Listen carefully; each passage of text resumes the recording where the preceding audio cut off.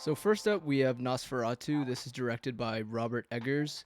This is by far the movie I'm most excited for. It looks phenomenal. Robert Eggers has made one of my favorite movies, The Lighthouse, so I'm really excited for this one. It has the same moody, dark vibe to it that The Lighthouse has, plus Willem Dafoe is in it. He is such a good actor, and he was also amazing in The Lighthouse, so I'm sure Eggers is going to be able to use him really well in the movie alongside with the rest of the cast. It's a remake of the 1922 film of the same name. It's based on Bram Stoker's Dracula. It's a gothic tale of obsession between a haunted young woman and the terrifying vampire infatuated with her, causing untold horror in its wake. It releases December 25th, 2024. Next up, we have The Apprentice, which is, of course, the movie about Donald Trump and how he started his real estate business in the 1970s and 80s in New York with the helping hand of infamous lawyer Roy Cohn. Directed by Ali Abbasi, it stars Sebastian Stan and Jeremy Strong. This movie has had tons of controversy. Donald Trump tried to get its release blocked given the upcoming election, and how apparently there's some pretty damning stuff in it. But nonetheless, regardless of if you hate Trump or not, I think it's going to make for a pretty interesting watch this upcoming fall. It releases on October 11th. I'm super excited to see how Jeremy Strong portrays Roy Cohn's character, who supposedly was quite the evil man and very formative in molding who Donald Trump is today. Next up, we have Gladiator 2. This is by Ridley Scott and is obviously the sequel to Gladiator. It stars Pedro Pascal, Denzel Washington, and Fred Hetchinger. The story follows Lucius, former heir to the Roman Empire, who becomes a gladiator after his home is invaded by the Roman army, which is led by General Marcus Acacius during the reign of consuls Caracalla and Geta. Now, I'm really interested in seeing this because I feel like Ridley Scott has been kind of going through a weird spell recently, especially after Napoleon, which I really did not think was that good of a movie, and I actually might do a video on that in the future. But also how he's been aggressive with journalists and even telling one journalist, and I quote, "Sir, fuck you.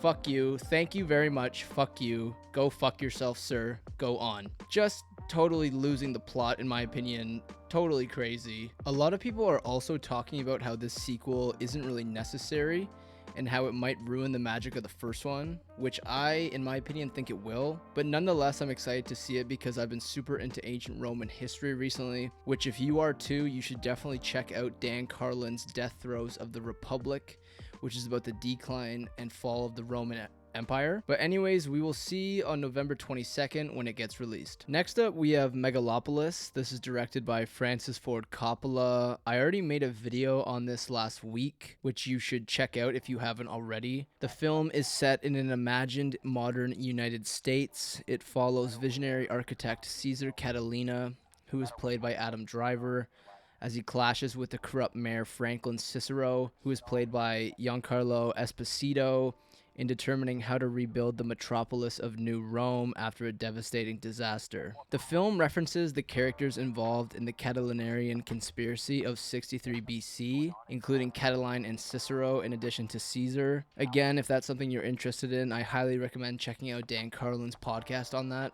It's really good. Anyway, it's been in development for decades. Megalopolis mainly came out of Coppola's desire to make a film drawing parallels between the fall of Rome and the future of the United States, which I feel like we are increasingly seeing similarities between, especially with the upcoming election and Donald Trump. He sold his winery to self-finance the movie for a staggering $120 million, which, mind you, is only being projected to gross $4 to $8 million in its opening weekend at the box office. There's just been tons of controversy surrounding the film. There's been fake AI quotes in a trailer, sexual misconduct allegations, staff quitting, Coppola sitting in his trailer smoking weed all day while people don't know what to do. You get the picture. Anyway, from what I've seen, Coppola is really pushing the boundaries of film with this Megalopolis, and I'm extremely excited to see it. Critics have been giving very mixed reviews already. Some saying it's mind-blowing, it's this insane movie that pushes the boundaries, while others are saying it's basically garbage. I personally think it's going to be his magnum opus, and we will see on September 23rd. Okay, so next up is this new movie movie called The Substance. I actually just heard about this recently, and the trailer got me super excited. It's coming out a week from now on September 20th, so this could be the first film on here that you actually get to go see. It's directed by Coralie Fargeat. I hope I pronounced that right. The horror film stars Demi Moore, Margaret Qualley, and Dennis Quaid. It follows a fading celebrity who decides to use a black market drug, a cell-replicating substance that temporarily creates a younger, better version of herself, unknowingly giving her horrifying side effects.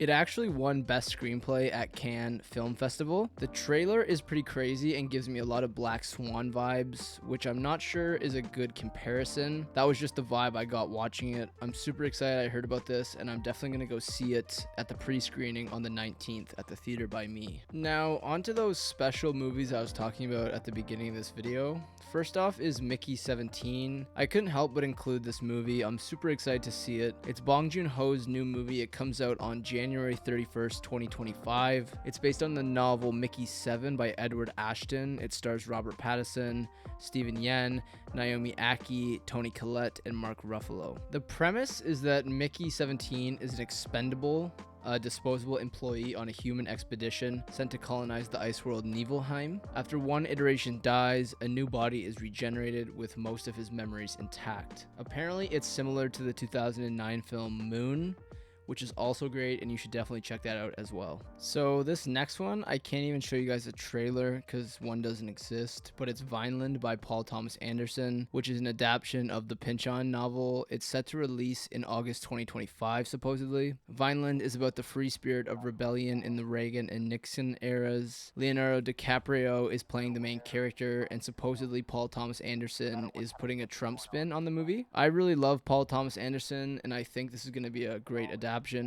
He's also a pretty huge Pynchon fan, I'm pretty sure, having already adapted Inherent Vice by Thomas Pynchon. Anyways, yeah, that was my list of my most anticipated movies for this upcoming fall, with a couple special extras. Let me know what you guys think, and tell me which movies you are most personally excited for. I hope you liked the video. It would mean a lot if you could like, comment, and subscribe. I'll see you guys in the next one. Peace.